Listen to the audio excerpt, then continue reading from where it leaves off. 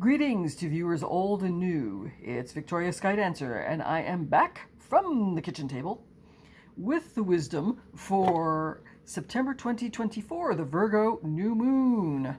Also featuring Pluto going back retrograde into Capricorn. I'll be commenting a little more on that later. And I will also be putting a little bit in the post section of my channel. So keep an eye out for that. Right now, we're going to get into the reading, and I didn't do this last month, so I'm going to do this month. As usual, this reading is brought to us by Sonia Choquette's Ask Your Guides Oracle Cards. It's her deck. She gets the credit. I am not affiliated with her in any way, shape, or form. Okay. Now that we have the business out of the way, let's get to it. Our flavor of the month is discipline. And this is actually a very, very Virgo topic. This is our invitation to get in touch, to remember, to recall what we know how to do, what we've done over and over and over and over again, what skills are in our toolbox, what things we have done through repetition, and we have them ingrained in our bodies and our minds and our spirits. We know how to do this. We know we can do this. So time to tap into some of that discipline. Time to tap into that discipline streak. And what we're going to use it for, we're going to find out in just a moment. For those who are new, or for those who need a review, this is our material world of form line.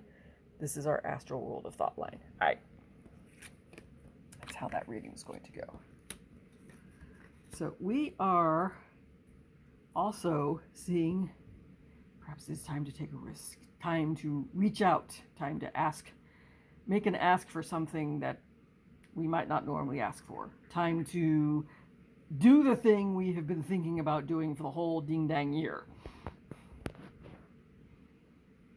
When you combine the risk with discipline, that makes it a calculated risk. That makes it not such a huge, scary reach.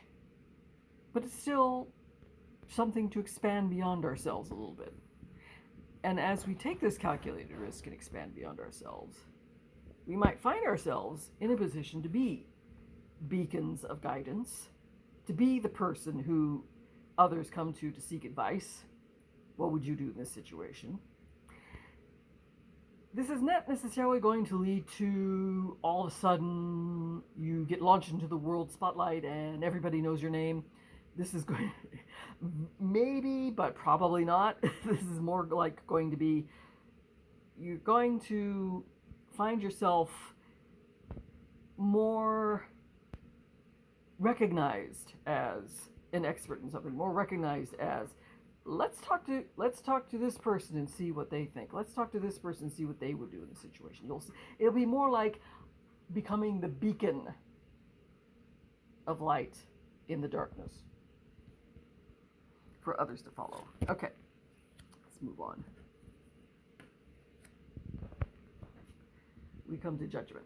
We're familiar with this type of judgment where we have tempers flaring and arguments bubbling up all over the place. And yeah, we're experiencing that too in this particular period of time. But judgment, when it's combined with discipline, can actually lead to a type of discernment, being more selective, not necessarily bubbling off the top of the head, not necessarily boiling over, being like, well, there is a different point of view we can share, and not necessarily being all emotional while sharing it, if you get what I mean. And this can lead to something that has been brewing for a period of time to suddenly come into fruition. It could also mean all of a sudden, oh, I have a new path I can follow. I'm getting it. I'm finally getting it. I'm finally being able to step in to myself, combine that intellect and intuition, and actually do this thing and actually get it going. So that's also something to think about.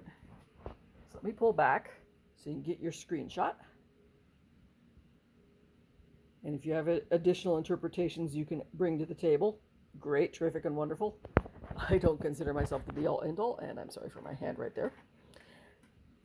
Now, the little bit of commentary I want to provide is going to come to us from the Goddess Guidance Oracle cards, which I'm going to show you. Here's the plug.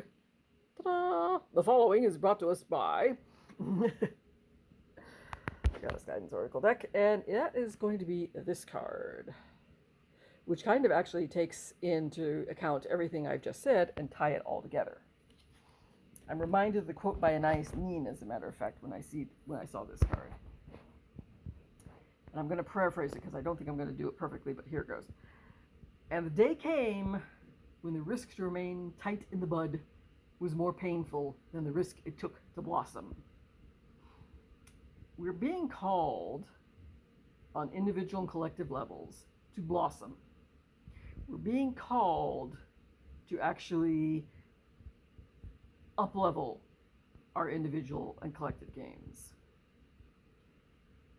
But it's not going to be something that explodes all at once. We have 2.5 months while Pluto is retrograde in Capricorn. So it's going to be a segment of time. Be patient. Don't give up. That's the message that is being brought to us this month. It's like an extra little oomph.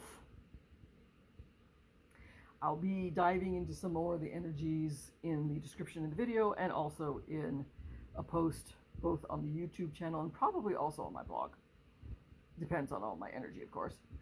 And I am intending to come back in a couple weeks on the 17th because it's going to be a lunar eclipse, and lunar eclipse brings significant energies, and I am going to see if there's any additional guidance for us to get through this latest series of eclipses, which is going to start again September 17th.